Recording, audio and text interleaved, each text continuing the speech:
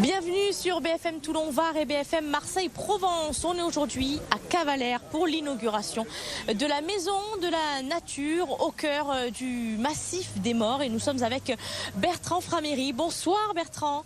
Bonsoir. Vous êtes l'un des guides de la Maison Foncin, cette maison que l'on voit juste derrière nous, exact, la Maison exact. Blanche. Alors il faut savoir que cette maison me fascine depuis 50 ans. En fait, j'habite à Cavalère à temps partiel, mais pas mal de temps. Et pendant 50 ans, j'ai vu cette maison. Et tous les ans, je rêvais de la retrouver. Et j'avais toujours peur de retrouver un lotissement à la place. Et ce n'est que récemment que j'ai pu approcher cette maison. Et j'étais dans la première visite publique qui a été faite le 18 mai 2022. Et ça m'a tellement plu que j'ai demandé à participer, à guider les séances de cette maison. Alors, en quelques mots, Bertrand, c'est quoi cette maison Foncin et pourquoi elle est liée aujourd'hui à la Maison de la Nature, ce nouveau lieu inauguré à Cavalère? Alors, eh bien, cette maison Foncin, finalement, après beaucoup d'aventures, a été donnée au Conservatoire du Littoral par la dernière fille vivante qui s'appelait Mireille Foncin. Et ça a été le premier don qui a été fait au Conservatoire du Littoral. Et donc, avec cet esprit de préserver la nature, d'en faire un domaine pour les oiseaux. Et du coup, ça a ensuite permis au conservatoire d'aller acheter le domaine du Rayol.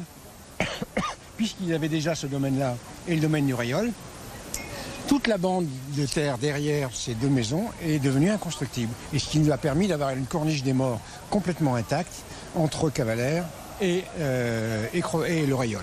Qui abrite aujourd'hui donc cette maison, le jardin des Méditerranées.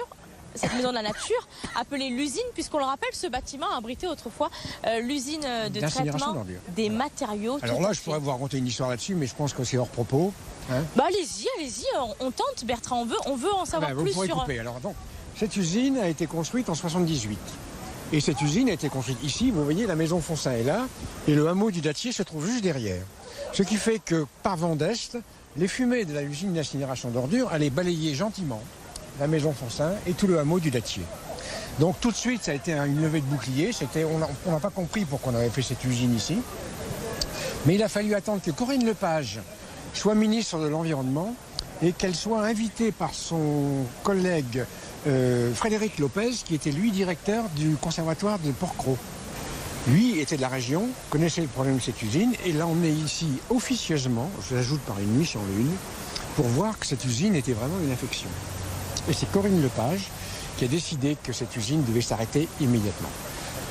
Malheureusement, on n'arrête pas une usine d'incinération d'ordures si on n'en a pas construit une autre à côté. Donc il a fallu attendre encore 2 ans pour qu'on construise une usine d'incinération à la Mole et 2 ans après, en 99, cette usine d'incinération a pu s'arrêter.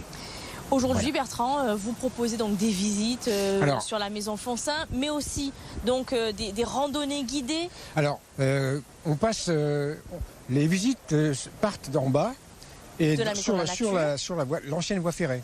Et donc, elles commencent par traverser le tunnel ferroviaire qui se trouve en bas, et ensuite on traverse le maquis pour arriver à la maison Foncin. Et évidemment, on profite de l'occasion de traverser le maquis pour parler du maquis. Donc de toutes les plantes du maquis, des risques d'incendie, et aussi, puisqu'on est sur la voie ferrée, on parle de l'histoire du train d'Épines. Donc on raconte comment ce train d'Épines est arrivé, qu'est-ce qui lui est arrivé pendant toute sa carrière et comment il a mal fini.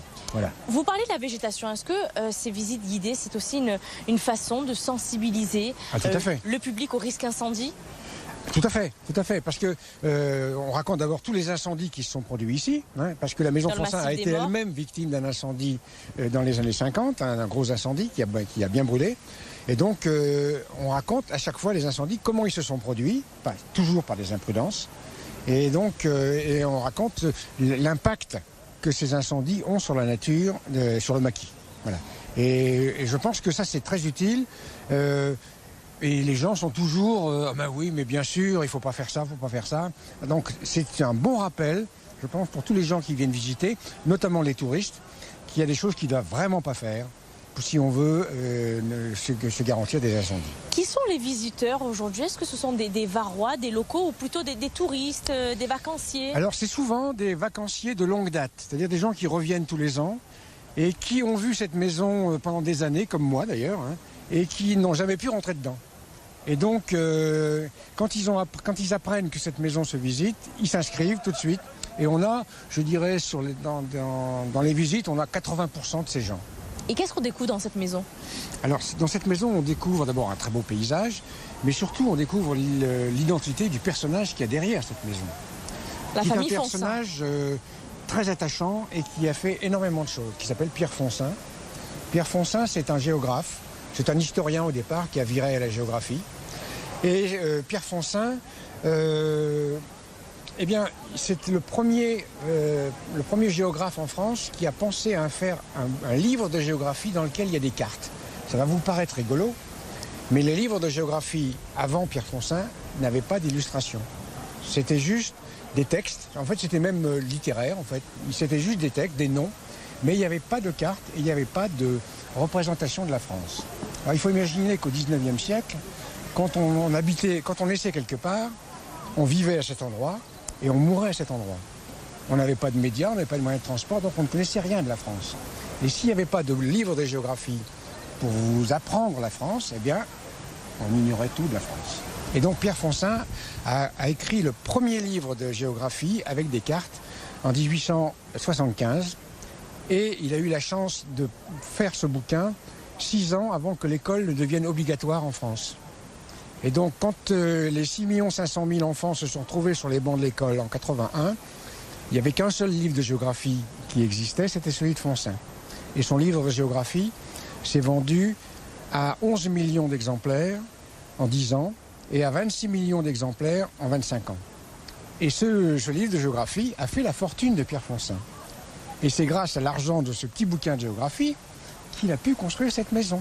Et le bouquin de géographie qui, j'imagine, est exposé au sein même de sa maison, de la maison Foncin, située derrière nous. Le bouquin de géographie est exposé là, oui. Comment on y accède à cette maison Foncin, Bertrand, aujourd'hui?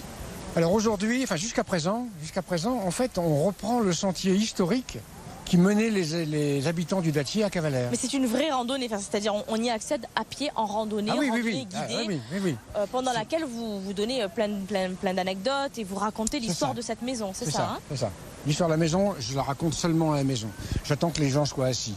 Comme j'en ai pour une demi-heure, il vaut mieux qu'ils soient assis pour entendre mon histoire. Voilà, autrement ils se fatiguent. Hein. Et alors pendant la randonnée, vous leur racontez quoi? Pendant la randonnée, je leur raconte l'histoire de Cavalère déjà, un petit peu pour les mettre en bouche. Je leur raconte cette histoire de l'usine de Corinne Lepage. Je leur raconte l'histoire du train d'Épines. Oui. Je leur raconte une histoire qui s'est passée le 15 août 44 à la libération de Cavalère. Merci beaucoup Bertrand pour ces explications sur les randonnées que vous proposez tout au long de l'année sur la maison Foncin et désormais à la maison de la nature. On va retrouver notre cuisinier local. Nous sommes avec le cuisinier de la maison de la nature à Cavalère, Christophe Pinel. Christophe, vous nous concoctez des petits plats tout au long de la semaine à la maison de la nature. Quel produit vous utilisez? On utilise surtout des produits locaux, bio. Voilà, on utilise aussi des épices du monde et puis des tours de main aussi de cuisiniers issus du monde entier pour mettre en valeur ces produits locaux. Alors quel genre de produits par exemple et quels plats vous concoctez? On est sur des produits de saison, on est sur une cuisine créative, donc ça peut vraiment partir dans tous les sens. On est sur une cuisine, comme je vous ai dit, moi mon style de cuisine c'est avec des saveurs assez franches, des épices. J'ai travaillé sur des bateaux pendant longtemps, pendant 10 ans, donc j'ai bien ce côté cuisine world. Mais après, je suis du terroir et je connais bien le terroir local. Donc les deux ensemble, ça fait qu'on a une base de produits locaux, qu'on a des épices du monde, des tours de main du monde, et on fait de la cuisine avec tout ça, on s'amuse. Les plantes également que vous allez récolter au sein même du Massif des Morts, puisqu'on est ici situé au cœur du Massif des Morts. Quelles plantes, par exemple, vous utilisez, Christophe? On a de la myrte, on a de la lavande stecca, on a du marron, des arbouzes, du cynorrhodon. Qu'est-ce que j'oublie? De la lavande qui se marie. Par exemple, la lavande se marie avec quel genre de produits et de plats? Moi, j'aime bien avec le sucre. hein, avec du miel ou mixé avec avec du sucre, c'est rigolo. Pour les desserts? Ouais, en sucré ça marche bien, ouais. Elle est particulière quand même la lavande stecca. La lavande fine, qui est un petit peu plus haut, elle sera différente. Et puis vous proposez également des dégustations avec les enfants, avec les familles, tout au long de la semaine? On a un restaurant du coup qui est à la maison ou l'atelier des saveurs, hein. On ouvre du coup, on va peut-être changer parce que comme l'endroit est une ancienne usine, ça s'appelle l'usine, peut-être l'atelier marcherait bien avec pour être... Des saveurs, alors ce serait l'atelier des saveurs. Et puis avec le type de cuisine, on est vraiment sur du créatif, sur de l'atelier. Et du coup, on est ouvert pour déjeuner. On propose aussi des pâtisseries, des boissons toute la journée. On est ouvert du mercredi au dimanche, le midi, sur l'heure du déjeuner. Et toute la semaine, du lundi au dimanche, pour des pâtisseries et des boissons.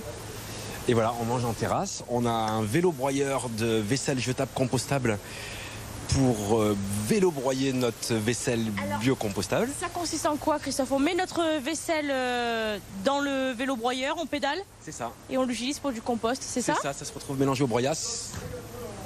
C'est en cours de construction, ça va arriver fin juillet. C'est du sur-mesure. Et c'est bien pour être raccord avec l'histoire du site, du coup, qui est une ancienne usine de traitement des déchets. On s'amuse avec ça, on trouve ça rigolo. Merci beaucoup, Christophe, Merci beaucoup d'avoir été avec nous. Vous restez avec nous sur BFM Toulon-Var et BFM Marseille-Provence.